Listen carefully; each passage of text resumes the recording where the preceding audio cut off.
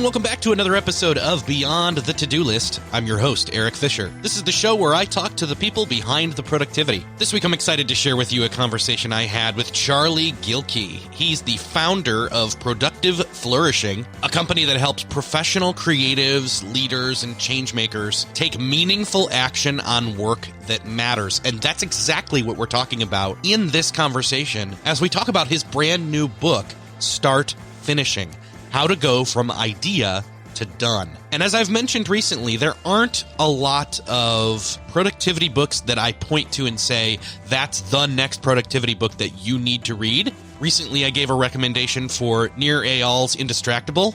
This is the next one, Start Finishing, from Charlie Gilkey. So you're going to want to pay attention to this conversation and this book as we talk about selecting projects, figuring out how to fit those projects into the space of your life, starting the right projects, and much more. This is a great conversation. I'm glad to have Charlie on the show finally. He'll definitely be back. But enjoy this conversation with Charlie Gilkey.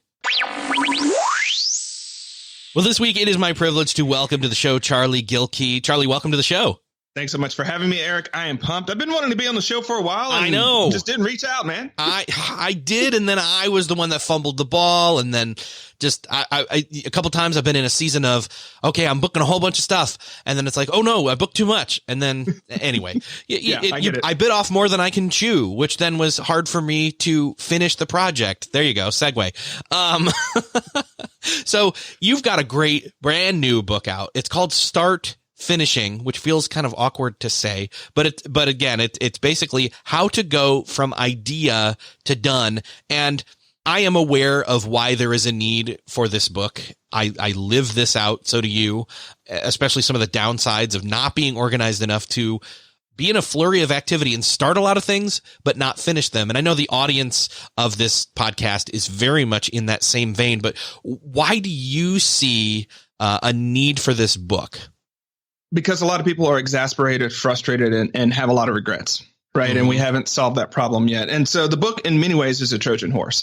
It's built on the simple concept that finished projects build the bridge between the gap, or build the bridge in the gap between our current life and the life we want to live, right? It's finished projects. So if you're stuck, or if you're doing whatever your status quo is, and it's not taking you where you want to go, it's not a matter of your capabilities. It's not a matter of the ideas. It's the fact that you haven't actually done the projects that are going to build that bridge.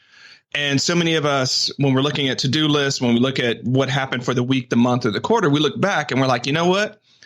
I didn't create that bridge to that next version of myself, to that next version of my work. And the reason this book needs to exist is because, when I look out and scan across both the personal development and the productivity literature, not enough of us are talking about this idea that it's really getting down into this messy middle of projects and getting them done that's going to do the work of changing our life. Well said. I think that's one of the biggest things right there, is just that it's not just about, hey, I have this book in me, or I have this, course that I want to create, and we can even step aside from the whole, modern online business content creator role here. A project could be planting that garden you finally meant to plant, that's in your backyard or whatever. Yeah.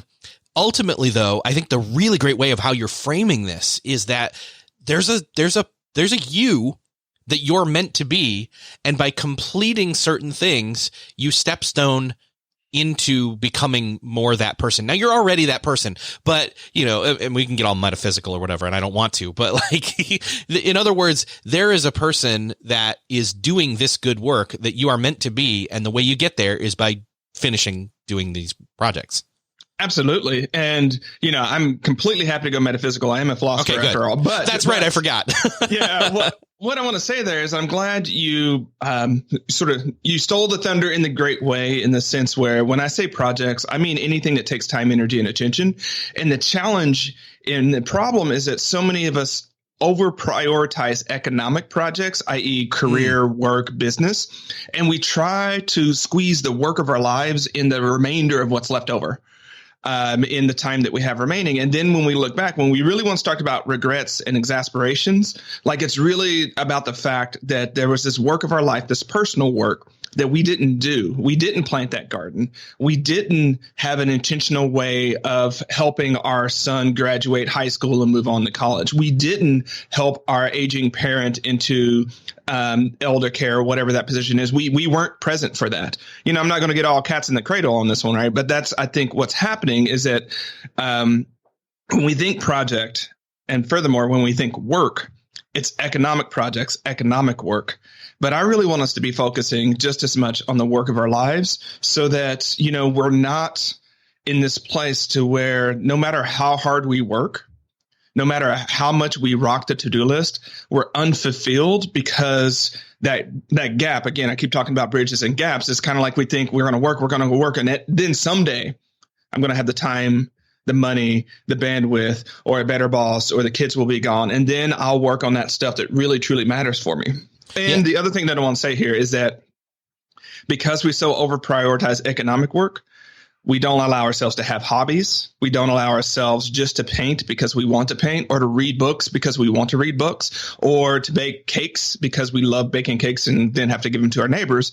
And so we don't do the stuff that when we look at it, like that's actually why we're doing all this economic work to start with.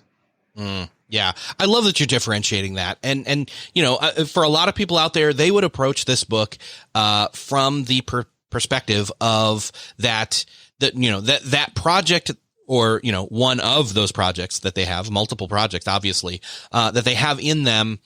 When they think of doing that good work, they're thinking of it from if I have this day job, I'm not satisfied there in my projects that I'm doing there, although this book will help you with those for sure. They also come to the perspective of treating those potential hobby-like projects as must be monetized type projects. Yeah, and that's the very worst thing that we can do sometimes. You really want to suck the joy out of a hobby, turn it into a job.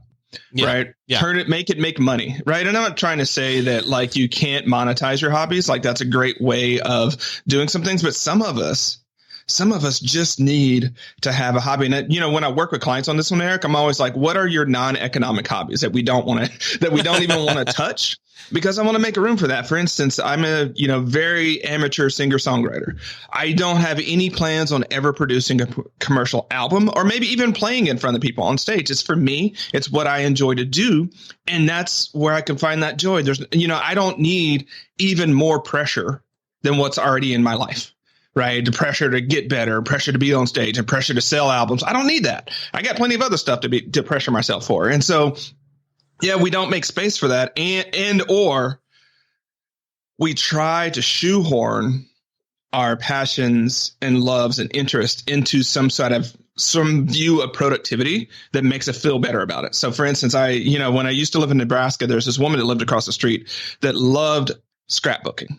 Right. Actually, she loved doing arts and crafts, but she allowed herself to do scrapbooking because she told herself, I'm doing this for the kids and it's not taking away from kid time if I do the scrapbooking.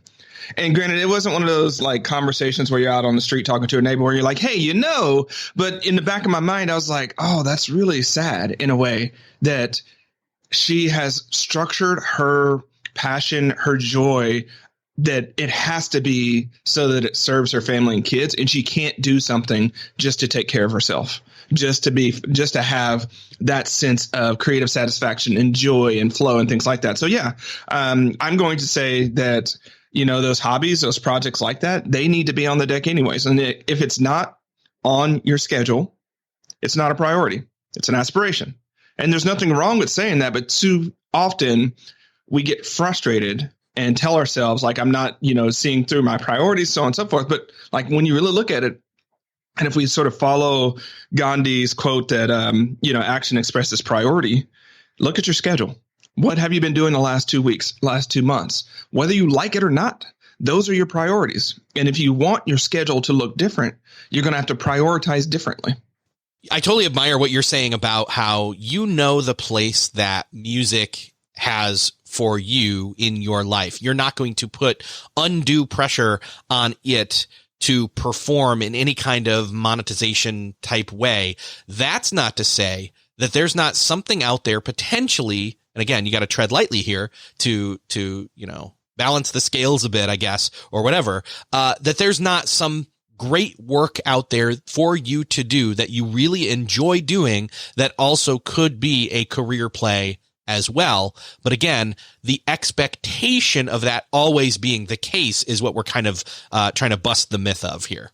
Yeah, absolutely. And then, in the book, I talk about using your gates, which are genius, affinities, talents, expertise, and strengths. And so I'll go back to music for me. I'm a public speaker. I do workshops.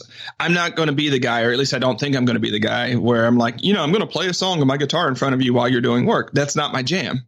But that musical sensibility, that thing, like I've now accepted, Eric, that part of my process of making a workshop or keynote is to make a playlist for that workshop or keynote. Right. Oh, that's cool. It's just one of those things where it's like, if I can't like feel the music and the songs or something, and depending upon the venue, I might actually play that playlist. Right. And it might be in the background. So if we're working on a project or if we're working on an exercise, I have a song that ties to the theme of that exercise, the theme and the flow and the feel, right? So that's how I use that particular sort of unique contribution. But again, I'm not, someone's like, hey, we can't play music. I'm like, oh no, it's my main thing. It's like, okay, it was special sauce. It wasn't the core. Yeah. And I'm not trying to monetize that in a way that makes it super frustrating for me or for other people. Well, and I love how you put this in the book. It's one of the subtitles in one of the early sections where you're talking about this basically this best work that we have waiting for us to do. And that if we can get to the point of doing it, it unblocks our creative constipation, and that it then lets the ideas flow. So for you, for example, like you making a playlist and not that's you dipping into your secret sauce, like you put it, which I love that.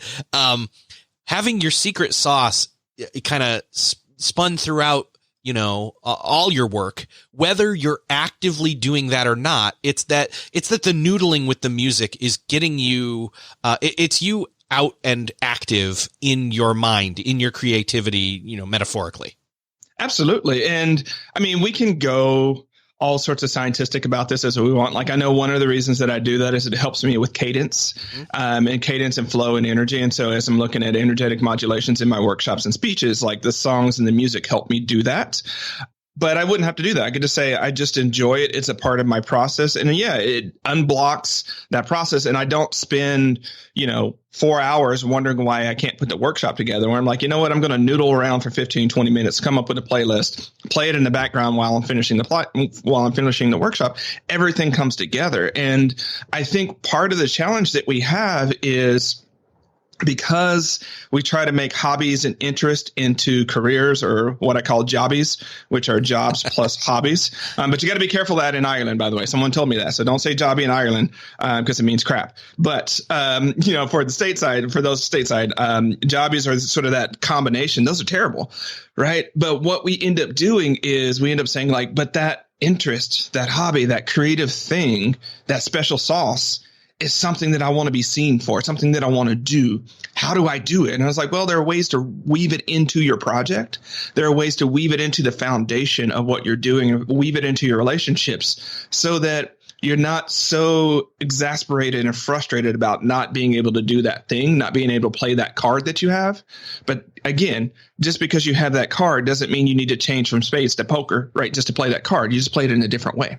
Yeah, man. One of the other things though is that people would say, well, but if you're not going like, all in, if you're not risking something, then are you really like, following through? Or, I'm thinking of like super motivational, entrepreneurial, speaker types that I will not name, that are saying like, no, dude, like go all in. Like, you try it, you see it. If it works, that if it fails, you move on, like that kind of a thing. And I'm just like, yeah, but it doesn't have to be this all or nothing, like zero sum game kind of thing that you then move on from. It can be a lot more relational and holistic and incorporated into all of your life. Of course, that then gets messy potentially. But again, that's where the book comes in and really, really helps you. Yeah, I mean, what I would want to say without going into too much straw man and ad hominem on this one is when you look beyond what they're saying, and sometimes you look at their life in the total context of their business and personal relationships, you see that going all in on everything has a cost, right? And that they're also not talking about that. So it's the same motivational speakers like, go all in and just do it. I'm not going to say it because everyone knows who I'm talking about. Just do it. And then, you see a post on Instagram about, them having a challenge with their partner, right? Or not being there for the kids. I'm like, maybe let's put these two things together and say, are you really living life? And maybe for those folks, that's the trade-off that they want to make. For many of us, we don't want to make that trade-off. And my point is, and I talk about this in chapter 3 about choosing your level of success, right? If you are going to choose an epic goal, so there are 3 levels of success. I'll slow down here. Small success, moderate success, and epic success. So small success, you get it done. It's notable, but it's not, life-changing for you. You're not necessarily going to call up all your friends, tell them about it. Moderate success is you do better. It's really going to be one of those foundational projects, but maybe it's still not press worthy. And then epic success is your version of, the Oprah show or whatever your thing is, right? When you choose epic goals for everything, you end up just on the road of burnout. You end up on the road of, relational destruction. You end up on the road of being unfulfilled because you can't do it. And so I would say to that one, there are some types of things. So go back to me and sort of the music. I have small success goals for my, playing guitar, right? I'm not that suits me. That's the amount of effort that I'm going to put behind that. And that's okay with me. Right. And so whatever I'm like, I can't play like Dave Matthews. I'm not freaking Dave Matthews. Right. I'm not putting that type of work in. I'm not going to be him. Right. I'm not going to be any of those really legendary people. I'm going to be a guy that has been playing guitar for about 20 years, can pick up most songs pretty quickly, can sing and play along, and that's about it, right? I'm good with that. And so we get to choose where we're going to be epic. Or, if you're listening to this and you're not a millennial, you can say extreme. It's all good, right? And so you could choose these places. And I just ask people maybe choose 1 or 2 places, or maybe just try one. Try one and be really great at that. And then choose your success bar, choose, small and, moderate for some other things. And, by the way, your extreme success could be like being a really awesome parent, right? It could be that, really that pillar of your church that keeps everyone going and keeps things we can choose those things to be truly great at. And then when we look at maybe our careers, you say, you know what? I'm a pretty okay manager and I'm okay with that, right? I'm not trying to be the best manager in the world. I'm trying to be a manager and I'm trying to do good by my people and do well by my company. But I have these other things that matter more to me. That's the name of the game that I'm trying to get people to play. I love it. I love framing all of this with the proper perspective before even getting into talking about what does it take when you start getting into, kicking off projects and in fact, kicking off maybe multiple projects and let's go there. Cause I know you've got the 5 project rule. Break that down for us. I mean, is 5 the limit, and how big are we talking each of these can be concurrently? Alrighty, so I'll say it the long way that probably only I'm going to say it, but it's the long way is no more than 5 active projects per time perspective. So I'll start at the end with that with time perspective. Most of us intuitively know the difference between a week-sized project and a month-sized project, just like we know the intuitive difference between a month-sized project and a quarter-sized project. And, Eric, I'm going to do this for just a second. I'm going to invite the listener to do 2 things. 1, consider the size of an ant, right? Little ant. Now, at the same time, think about the size of the Milky Way galaxy. Okay, so there are some people listening when they try to do that. You'll see them squinting. You'll see all sorts of braingasms trying to happen that can't, because we can't think of those 2 sizes at the same time. We just literally can't. My argument is that when we think of days and we think of quarters, it's a similar type of problem. We literally can't do it. Our brains go haywire. And then we're like, screw that. I'm just going to go on Facebook and do something, right? Because that hurt the brain.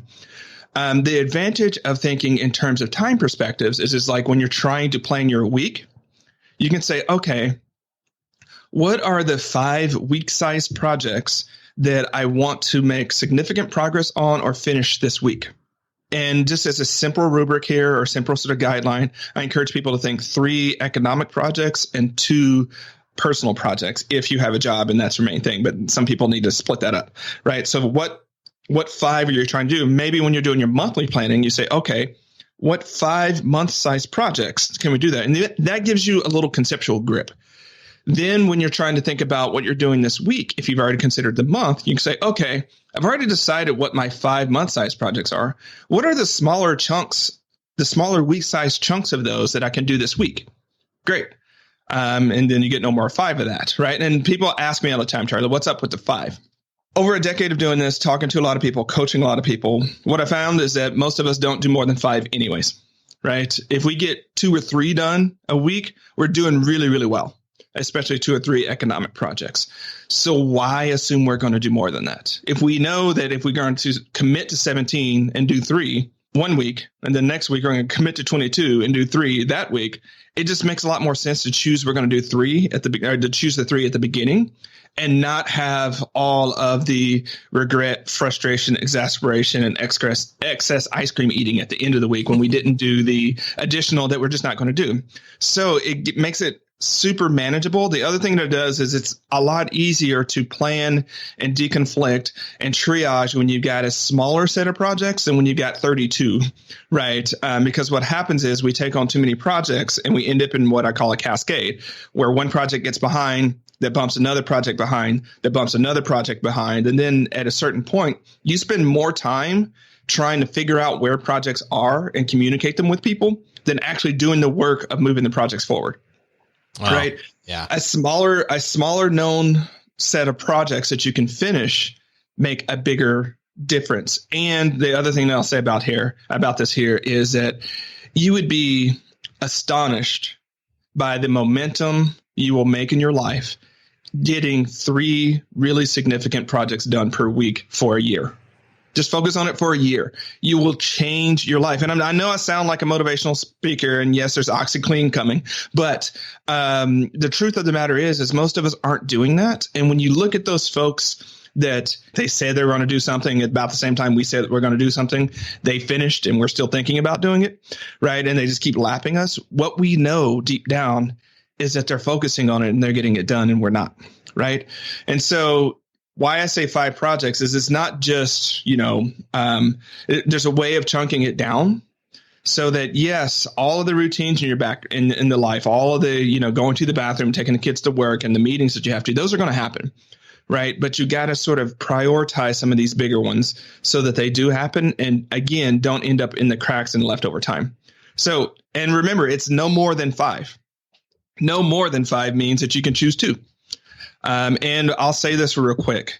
If you are going through recovery for an accident, if you have a chronic illness, if you're going through a grieving process, you can either count that one or 2 ways. You can count it as a project that's taking time, energy, and attention, or you can assume that it takes up a project slot because it takes up that time, energy, and attention. Either way, you get to the point to where, like, if you just were in a car accident and, happen to lose someone in that car accident, you're going to be going through a lot of stuff. You're not going to be on point in the same way that you were before all of that. And I think we don't give ourselves enough space to say, you know what, I'm going through this physical journey right now that is pulling life force from me. And I'm going through this emotional journey right now that is pulling life force from me. And my project is making space for that and not beating myself up because I'm not able to do all the things and grieve or recover from these types of things. Currently, and this fits right in with I am becoming more who I'm meant to be.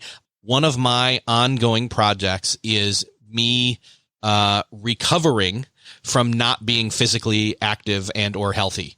Mm-hmm. That is unique in its project basis. We can run it through the rubric and the I don't know all the workflow of the project. But it's one of those things where it's never going to be something that fully ends, but it could be something that I get to the point of being on autopilot enough habitually, which to a certain extent it has, because I've been using the Apple Watch and I've been, it was July, August, September, and now we're into October, halfway through. I've had perfect, activity, closing the rings, if people know what that means. So I know what you mean. I got one too. So I've habitualized it to that point, but there's other than pieces that have to be tweaked and whatever. Anyway, what's your perspective on that being almost in my mind like an ongoing project I'm never going to drop? It's absolutely a project. I'm so glad you brought that up. So I did something similar, Eric. From April 1st to about the end of June, I lost 25 pounds. Nice. And I was like, you know what? I had been putting it off. I had a health thing last year, and I was finishing the book last year, and I just picked up, my freshman 15 for the book weight, and then other things happened. And so I was like, you know what? It's got to make it a project.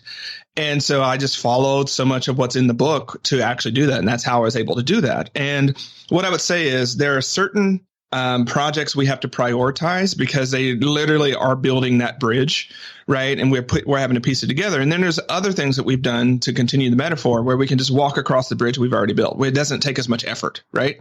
And so what we forget about, especially losing weight and diets and things like that, those are actually lifestyle changes. You got to where you were because your lifestyle had a certain status quo that got you there. For you to get to a different place, you have to change your lifestyle, diets, timing, schedules, exercise, sleeping, all of those things go in there. And you're absolutely right. It usually takes people much longer than they want it to take, but it might be 6 months or a year of you iteratively changing your life so that you get to where you need to be. And then it can be on autopilot and it's no longer one of your main projects. And you may also find that because of, health conditions and age and, injuries and things like that, that maintaining the level of fitness that's right for you is always going to take a project. So you don't get 5. Well, you get 5, but you don't get 5 extra, or you don't start from 5. You start from 4. Yeah. Because in the background is always going to be that thing. Yeah. What was okay. You said 5 per what? What was the other thing? Time perspective. So my time perspective is what needs to shift here, that there's always going to be a slot that's taken up by that. Absolutely. Absolutely. And so every quarter, that you're going to be doing something, but I would just say probably for the next 2 years or 3 years, one of your project slots is your physical health journey. And that's just where it's going to be. And you might get to a point to where it's automatic. You might get to a point where it's not. And that's okay, right? Whatever's okay. And that's what I would want you to be looking at in that scenario is if it's not at a place of automaticity and habituation that you can just do it on autopilot, is what you would want to replace it with more important than that thing? And if it is, I'm not going to judge that for you, right? That's your life. But if it's not, then it's like, okay, that's always going to win that priority cage match. It's always going to throw the other priority or the project out of the ring. And so we just say, okay, so you have 4 projects. But that goes to that 3-2 thing that I mentioned earlier. So we know that one of your personal projects is always going to be this exercise or physical health journey sort of thing. And you might, be going through a divorce or marriage, or, you might be having kids. You might be doing things like that change some of those types of things. And those 2 slots are full. So then we say, okay, with the remaining 3, what are you doing with those? Right? How are you getting those forward? And I will admit, because it's a daily practice for me, I will admit that can cause a lot of frustration and exasperation and tugging at the reins because we all want to do more, right? The fundamental human condition is that we are unlimited sentience in a limited body of space, time, and energy, right? And so we're always going to be tugging against that. Our reach is always going to exceed our grasp. And that's not a problem with you. It's not a problem with me. That's what it means to be human. And when you choose to say, you know what, these are the things that I'm going to do. These are the things that, at next year's conference, I'm not going to show up and be talking about things that I'm working on. I'm going to talk about the things I finished, right? I'm going to, next time I have that coffee with a friend and they ask how the project's going, I'm not going to be like, oh, it's going okay. I'm going no, I did that, right? There are certain types of things that when you finish them, they build your confidence in ways that's so hard to, really articulate. 2, they build that bridge to that new life that you want to be. 3, they set up opportunities that you need to have set up so that you can go into the next thing. And 4, they just remove a lot of that regret, exasperation, and creative constipation that comes from not doing the stuff you most want to do. Now, earlier we were talking about the whole, monetizing of a hobby or turning hobbies into, putting the pressure of monetization on them, that they have to fulfill then, and then that the pressure that puts on them. We've got day jobs, we've got, quote, side hustles, and all of these things. Now, are you saying that these 5 projects, the limit of 5 projects is across all of your roles, or is it, and I really don't want to hear you say it's 5 in any individual place, because that just seems like crazy making to me.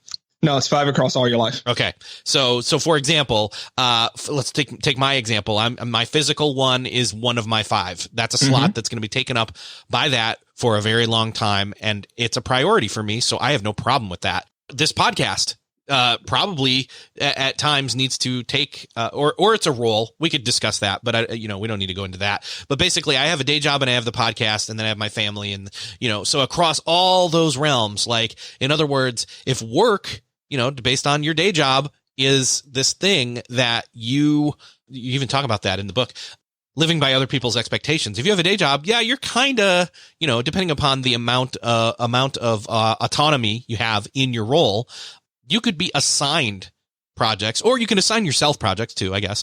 But say you've got 2 to 3 right there. And then that's where a lot of people find themselves stuck, where they're like, well, out of the 5, like 3 of them are already in my day job, maybe 4. And I would question where you're working, by the way, if they're giving you like almost all 5 of them right there. But that's where we get into this whole like overload and having to, quote, hustle in the margins and all of that. I mean, what's your perspective on this? Yeah, you're right on point. So what I would say is there are different ways you can look at your job. So when I do consulting with organizations, I'm pushing the same thing to them, right? And saying like, okay, like let's focus your team so that they're not making no more than 3 powerful commitments per week. And if they're not getting those done, then we're making 2 powerful commitments. And if they're not doing those, then we're making 1, until we get to a point to where they know that their team is executing. And so we talk a lot about what I call the commit to completion ratio that's in the team. So I would say definitely that. But if you want to be more simple, like if you know that your job is taxing enough that you're spent at the end of the day after doing it, guess what? Your 3 economic slots are taken up by your job. Not a whole lot I can do about that. That's just the reality of it. Yeah, and let me pause you right there, because I think I want to understand what you just said. Even if you don't literally have 3 projects at your day job, it is the equivalent of spending the energy on 3. And so, like you're saying, you could kind of fudge it and say, oh, it only took 2. Maybe I can come up with some more time in the rest of my time and or renew my energy a little bit more, by listening to this podcast and learning things. But you see is that what you're saying? That's what I'm saying. Okay, great. Perfect. And I think a lot of us have had jobs where it's a full-time job, but it wasn't taxing. Like it was just a lot of filler space. Sure. I had multiples of those. And so I would say, yeah, I was there full-time. But honestly, it really only took 1 project slot. And that's where I started the business, because I was like, well, I'm going to do something. It's more frustrating for me to sit somewhere and not do something than to do something. Yes. So it didn't take that much time. But I've also had jobs where, it took 3 or 4, like especially like when I was deployed overseas, I took all 5. That's just what it took. Yep. Right. I did have a life. I wasn't doing things else. So I was getting it done and coming home. That was the job.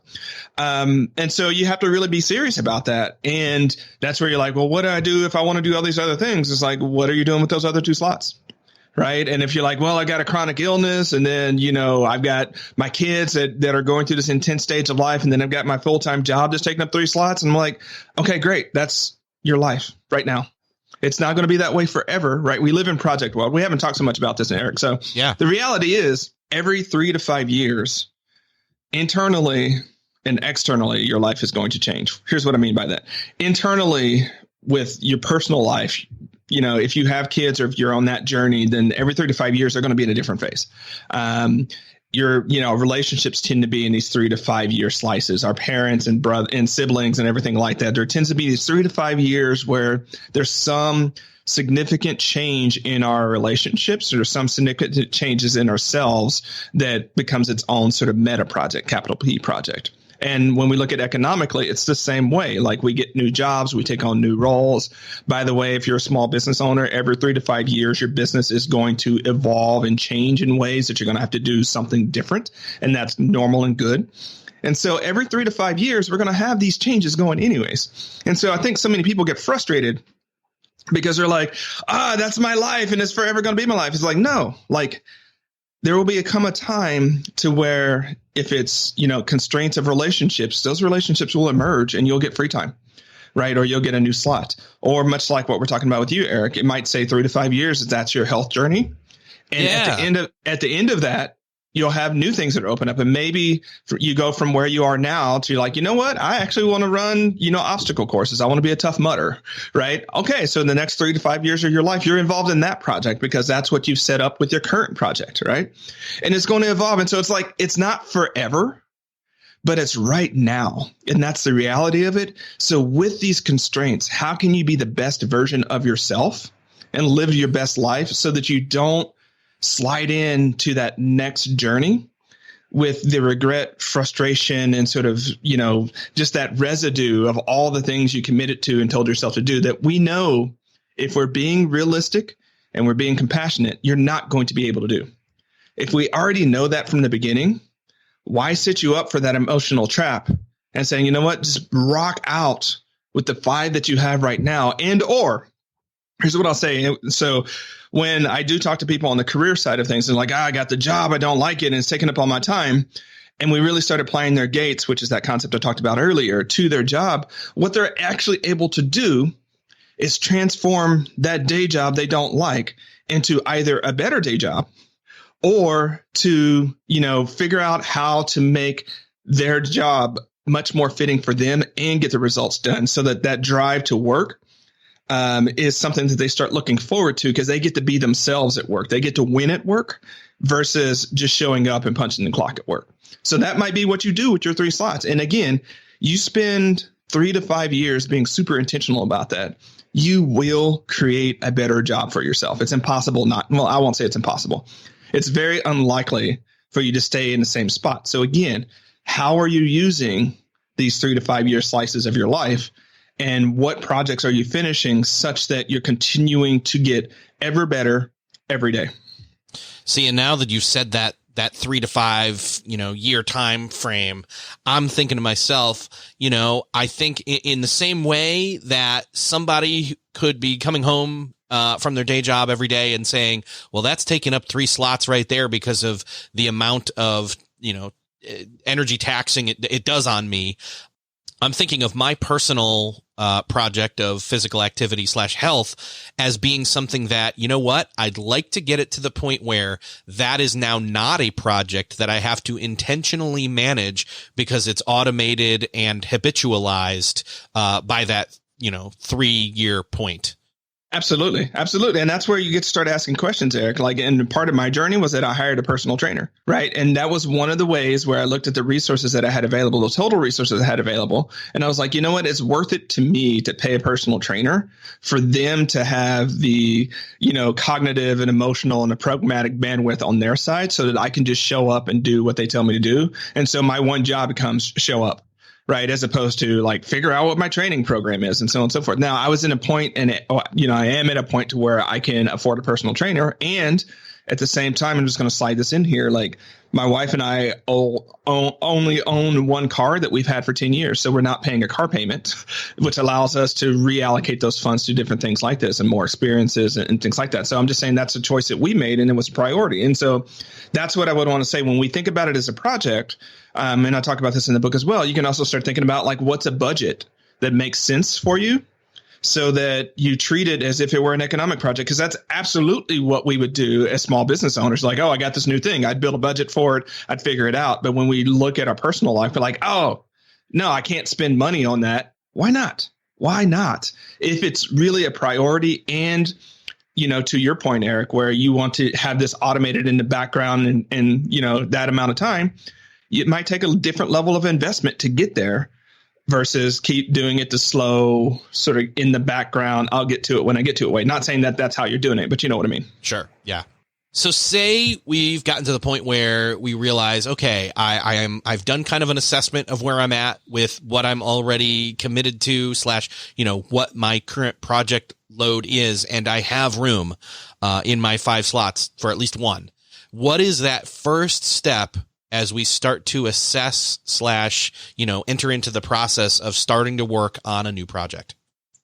All righty. So this is actually one of the harder questions, but we're going to give it a shot anyways. All right. The general theme that I would want to say here is I want more people to use their heart to steer the choices versus their brain, right? Use your heart because, again, when we start thinking over and overthinking, we end up choosing a lot of the wrong projects. So that's going to be the general theme from most of what I'm going to say that follows, right? So the first one is think about those projects that you've hidden away in sort of the closet in your soul, right? Everyone knows what I'm talking about, right? They're hidden around there. Let's pretend that one of them got taken from you. You weren't going to be able to do it for the rest of your life. And we want it to be like a little wince, a little pain there. That's a really good candidate to put on deck, right? I want that pain, that sense of longing, and that sense of like, for instance, when I'm a coach and when I'm coaching people, I know when I cut too much, when I cut it and someone like viscerally reacts to it, like it's almost like cutting a tree, like, oh no. So that is a really good candidate for a project. Another great candidate for a project is a project that you don't think you're emotionally ready to do, and that you don't think you can do it alone, and you don't think you have what it takes right now. That's a really good candidate for a project, because if you feel that way now, likely you're going to feel that way in 2 years, right? So we might as well go ahead and start doing the work and start running towards that discomfort and that uncertainty today, rather than kicking it down the can for 3 years. The third one, this is where we're going to recruit more of our brain, is what types of project would make the most significant contribution to your life.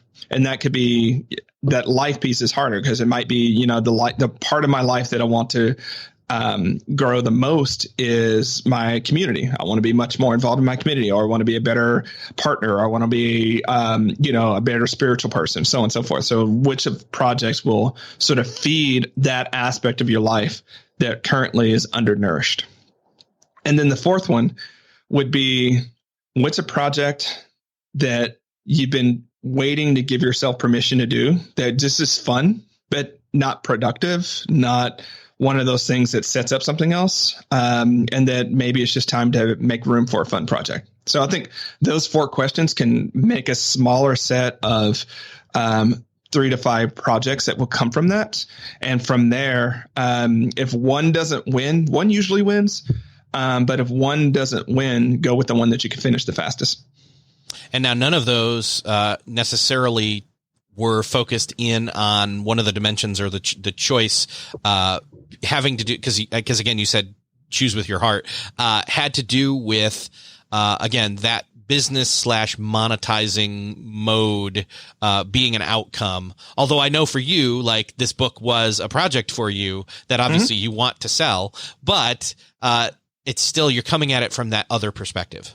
Yeah, I'm coming at it from that other perspective. And again, that goes to maybe the 4th question that I listed there. Like, that was, you can say the aspect of my life that I want to, the domain of my life, if I use my own language, the domain that I want to increase is my financial side of my life. So you might choose projects that help you make more money or save more money. That's completely legit, right? That's the part of your life you want to improve. And so what that also means is that if you end up doing projects that, like, maybe you don't have like all the love for that project, maybe you don't, like, it's not the thing you wake up in the morning lit up to do, you can come back and say, you know what? That's all right. Because the point of this project wasn't to make me happy. It wasn't to, like, make me feel good. It wasn't to increase flow. It was to help get money in the bank. And there are ways that I can do that don't, like, make it suck worse than it's going to. But the point of this job, the job to be done of this project, was not creative fulfillment. It wasn't, emotional satisfaction. It was security and giving that. So I can do this as long as I need to get to that point. Or maybe you changed along the way and say, you know what, that destination is no longer as relevant to me. And again, if the destination changes, don't build a bridge to go there.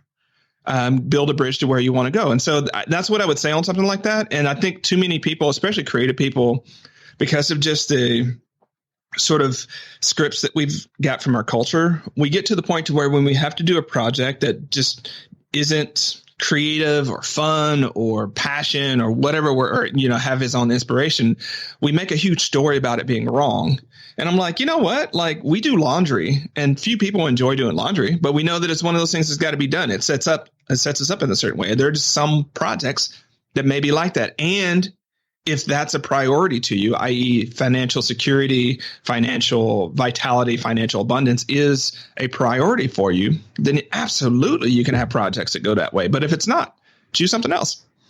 Well, and if we're somebody who, again, has this day job and 2 out of the 3 projects or 3 out of the 5 or whatever the number is are taken up by that, then this is an opportunity for you to look at what those tasks in that project are and the project as a whole in that day job and say, okay, well, I didn't get to necessarily have ownership or choose these, but can I connect them to any of those the decision factors that then I can get my heart on board with these? Yeah. Well, see, that's the funny thing. So for folks that are in that position, what we end up selecting for, or what ends up getting selected for when we're looking at promotions, when we're looking at raises and things like that, is people who step up and volunteer to take on more responsibility, lead more projects, and actually have more ownership. So in the case that you gave, Eric, well, I didn't get ownership. Well, there are probably all sorts of ways in which you can take over projects or slowly work towards owning more projects, that if that's the thing that you're really yearning to have more of, you can do that at work, get what you need there, but also, not have this whole story that work, like you're a victim of work, as it were, right? That it's just work is something that happens to you that you got to do. You got to put in the hours. There's moments of choice and ownership and autonomy that we can build for ourselves. And even if it's a challenge, that it's a challenge and that it's something that we're trying to crack can keep us in the game. Right. If it were one of those things where a lot of us actually check out when there's no longer the challenge or puzzle. And so we think to ourselves, I want, in this particular context, I want these types of things. But if you make it a game and you're like, oh, I tried that, it didn't work. I tried this, it didn't work. I tried that, it worked a little bit. I could do more of that. And you treat your work like a game in that way. We play games that are challenging because we want to be challenged. Treat your work like that, not in a challenge in the sense of it's albatross or this sort of karmic challenge and you're weighted down by it. But no, my challenge today is 1, to show up as powerfully as I can at work. 2, to move the ball forward on significant projects. 3, to transform my current position into something that's a better version of it for me, or into an ideal position, or to set myself up for a position elsewhere. That's what I'm going to do every day. And when you set it up like that, the questions in the morning the leading questions are not, what do I have to do today, in that sense of dread or what's coming at me? But it's more okay, what is on deck today that I need to address? What are these other things that I need to address? How am I going to weave them? How am I going to make it all work? How am I going to put this puzzle together? And again, that engagement tends to drive up, and the satisfaction with the job goes up, even if you're not winning every day. And I would imagine then, if you're engaging differently than, intentionally and actively versus passively and begrudgingly, like we said before, if a day job's taking 3 project slots and feels like it's, or maybe it's not taking 3 project slots because it's actually 3 projects. It's taking that because it feels like it's taking that. It's draining you. You could shift how much energy it feels like it's taking. And in fact, you might even walk away energized. Absolutely. Absolutely energized. And quick tip here is always figure out what your boss's priorities are and gamify your projects around that, or sort of triangulate your projects around that. So yes, you feel like you're pushing the ball forward. And it turns out you actually are pushing the ball forward, because people notice that when you go from demoralized and passive and sort of, always looking for your way out the door, to really engaged, leaning forward, taking projects on, being that collaborator, being the person that comes up with solutions to problems rather than just problems. People notice that super quickly. And then that's what you get to spend your time doing more of. Yeah. So this has been a great conversation so far about perspective and starting to wrestle with projects and deciding and, not overloading as you're entering in. But this is really all just teaser for for the book, and I did not intend to set this up this way. There's a 9-step method in the book that is really just a handbook as to then from this point forward in the conversation, hit the ground running and actually get this good work done and complete finally, projects that you're starting. I would love for you to share where are the best places, or the best place, I guess I should say, for people to go check out the book if they want to learn a little bit more about it, if they're still, kind of on the fence. I think most people, though, really just need to pick this up. This is going to sit on my desk for a while as I kind of dissect it a bit more, because I've got some projects, man. I got some projects I want to, you heard about one of them, but I've got another one that I'm thinking of really intently that I want to figure out how to get in here and get done. So. Oh, I'm super pumped to hear more about that other project. But to answer your question, go to startfinishingbook.com. You'll see more of what the book's about. You'll be able to download a free chapter, see if it's really your thing. And I really appreciate the time today. I also did not mean for it just to be a pure teaser, but there's so much to talk about. But what I want to sort of wrap things up with, though, is to remind folks that, one, they're not uniquely defective. They're not less than, and they're not wired to struggle like eternally. Like there are just challenges and roadblocks that are in the way between where you are and where you want to go. And that's precisely what the book helps you do. It helps you look at those challenges and roadblocks, break them down into doable parts, and build that bridge that takes you where you want to be. Yeah, man. And I have no regrets. I don't view it at all as teaser. I think this is really kind of more about, when you're planting something, you got to break up the ground. So we broke the ground up and we planted some seeds. Now people can get to work. So I appreciate it. Yeah. and this is just conversation one, I hope, Eric. Yeah. This totally. One. No, you're coming back. We'll figure that out as soon. That's a project right there. So it's more like a task, but anyways, we didn't even get into that part, but Charlie, great. Yeah. You're coming back, as soon as possible, and, great talking with you, man. Great talking to you too, and I'm really looking forward to our next one. Well, that's another podcast crossed off your podcast listening to-do list. I hope that you enjoyed this conversation with Charlie Gilkey. I know that I did. And like I said at the beginning, this book of his is definitely one of the handbooks of productivity for me, and should be for you moving forward. I strongly recommend this book, Start Finishing, by Charlie Gilkey. And remember, you can find it at startfinishingbook.com. Or if you're just too busy while you're listening to this to stop and take a note, just remember, you can always go to the show notes for this episode at beyondthetodolist.com/297. There you'll find a link to the book and Charlie himself and everything else that we talked about in this episode. While you're there, you can share this episode with somebody that you know needs to hear this. I would love for you to share this episode with somebody. It helps to spread the word about this show to people who would enjoy listening to it as much as you do. So, thanks again for sharing. Thanks for listening, and I'll see you next episode.